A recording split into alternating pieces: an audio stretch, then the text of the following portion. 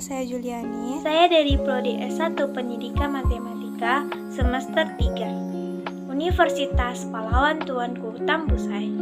Di video kali ini, saya akan menjelaskan materi tentang psikologi pendidikan. Psikologi pendidikan adalah cabang dari ilmu psikologi yang mengkhususkan diri pada cara memahami pengajaran dan pembelajaran dalam matematika. Afektif dalam pembelajaran matematika. Matematika adalah alat untuk mengembangkan cara berpikir. Perkembangan adalah pengertian di mana terdapat struktur yang terorganisasi dan mempunyai fungsi-fungsi tertentu. Afektif adalah yang berkaitan dengan sikap dan nilai. Efektif mencakup watak perilaku seperti perasaan, minat, sikap, emosi, dan nilai. Secara umum, aspek efektif meliputi sikap, minat, konsep diri, nilai, dan moral. Yang pertama, nilai. Yang pertama, minat. Minat akan membantu siswa dalam pembelajaran, mempengaruhi prestasi siswa, juga memunculkan rasa senang terhadap materi yang diajarkan. Yang kedua, sikap. Sikap adalah kecenderungan untuk berperilaku atau tidak berperilaku. Yang ketiga, konsep diri. Konsep diri diistilahkan dengan citra diri, harga diri, atau diri ideal. Yang keempat, nilai dan moral. Nilai dan moral adalah menjadi pegangan bagi siswa dalam mengatur tingkah lakunya. Penerapan dan pengembangan dalam motivasi dalam pembelajaran.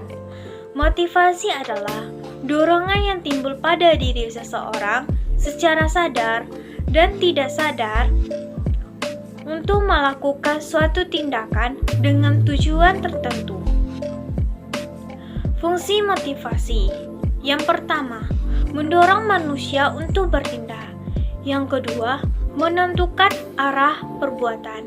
Yang ketiga, menyelesaikan perbuatan.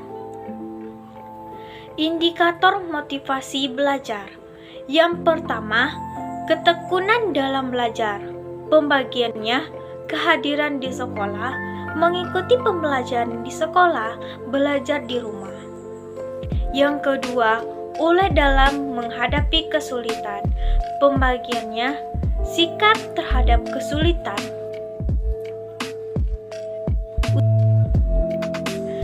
Yang ketiga, minat dan ketajaman perhatian dalam belajar. Pembagiannya, kebiasaan dalam mengikuti belajar, semangat dalam mengikuti pembelajaran. Yang keempat, berprestasi dalam belajar. Pembagiannya, keinginan untuk berprestasi, kualifikasi hasil. Nah, yang kelima, mandiri dalam belajar. Yang pertama, penyelesaian tugas atau PR. Yang kedua, menggunakan kesempatan di luar jam pelajaran. Metakognisi dan self-regulation. Metakognisi mendefinisikan sebagai berpikir mengenai berpikir, atau sebagai mengetahui tentang mengetahui. Metakognitif pada proses belajar anak hubungannya dengan neuroscience. Neuroscience merupakan ilmu yang mempelajari cara kerja otak. Yang pertama, kontrol emosi. Masa PK anak terhadap kontrol emosi terbuka mulai usia 2 sampai 30 bulan. Yang kontrol kognitif.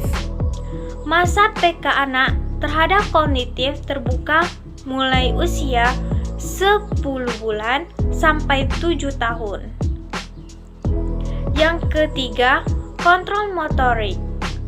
Perkembangan kontrol motorik adalah kemampuan gerak, baik gerak motorik halus maupun motorik kasar. Masa PK ini berlangsung selama perkembangan fetus hingga usia 6 tahun. Adapun indikator komponen metakognisi. Yang pertama, indikator perencanaan. Pembagiannya menentu atau menyusun hal-hal yang harus dilakukan, memperhitung waktu yang dibutuhkan, memastikan kesesuaian informasi dan permasalahan. Yang kedua, indikator pemantauan. Pembagiannya mengatur setiap langkah berjalan dengan baik.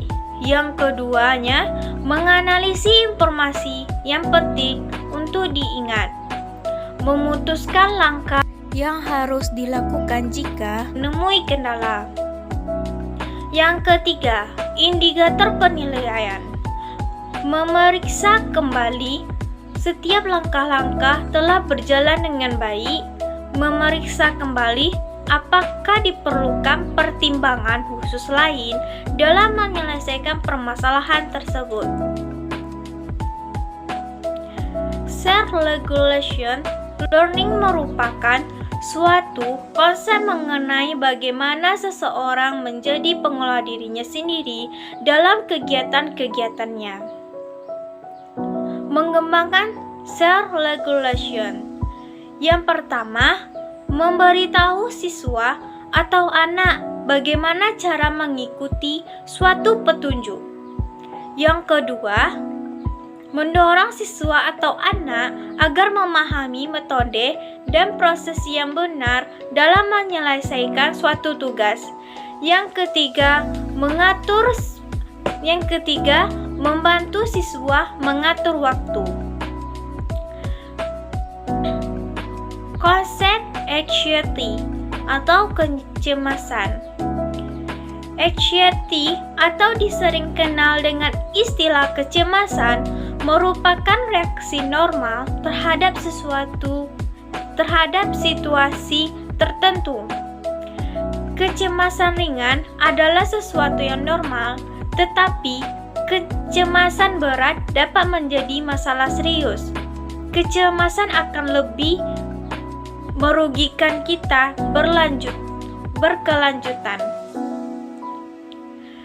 Kecemasan matematika sebagai perasaan ketegangan, cemas, atau ketakutan yang mengganggu kinerja matematika.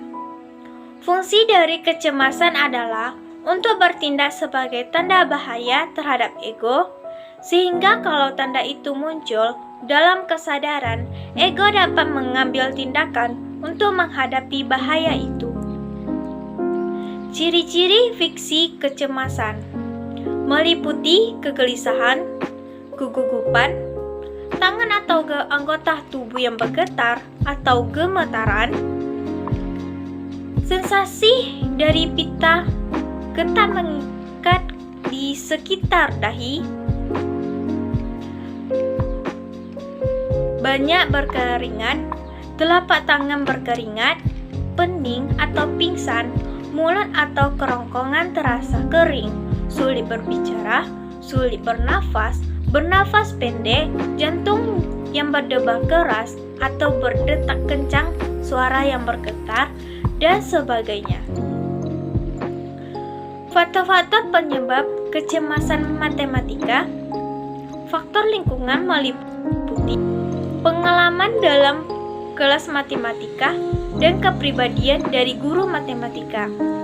Faktor mental berhubungan dengan kemampuan abstraksi dan logika tingkat tinggi dalam konten matematika.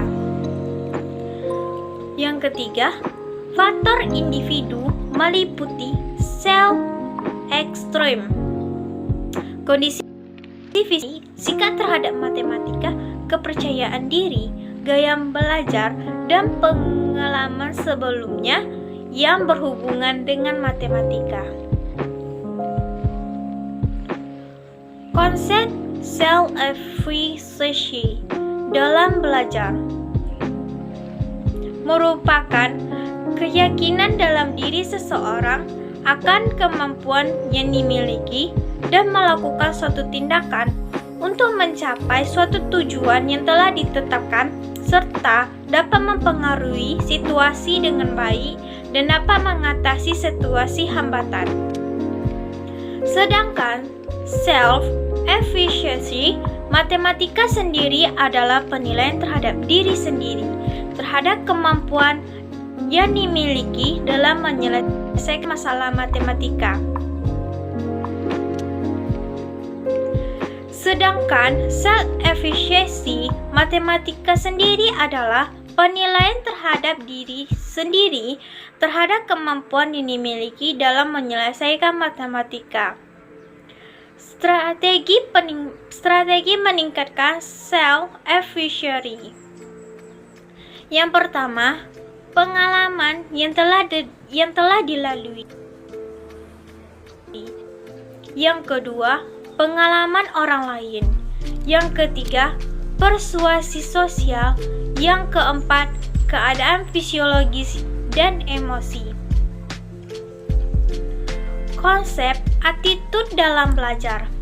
Attitude merupakan suatu hal yang menentukan sikap, sifat, hakikat baik perbuatan sekarang maupun perbuatan yang akan datang. Sikap atau attitude sosial adalah kesadaran individu yang menentukan perbuatan yang nyata, yang berulang-ulang terhadap objek sosial. Fungsi attitude. Sikap berfungsi sebagai alat untuk menyelesaikan diri, sikap berfungsi sebagai alat pengatur tingkah laku, sikap berfungsi sebagai alat pengatur pengalaman, sikap berfungsi sebagai alat pengatur pengalaman, sikap berfungsi sebagai pengatur pribadi, penyataan pribadi. Ada jumlah faktor yang mempengaruhi perkembangan kemandirian belajar, yaitu gen. Yang pertama, gen atau keturunan orang tua. Yang kedua, pola asuh orang tua. Cara orang tua mengasuh atau mendidik anak akan mempengaruhi. Yang ketiga, perkembangan kemandirian anak. Yang keempat, sistem pendidikan di sekolah. Itulah tadi penyelesaian dari materi-materi psikologi pendidikan. Semoga bermanfaat ya bagi teman-teman semua. Sebelumnya saya minta maaf jika saya ada kesalahan. Terima kasih. Wassalamualaikum warahmatullahi wabarakatuh.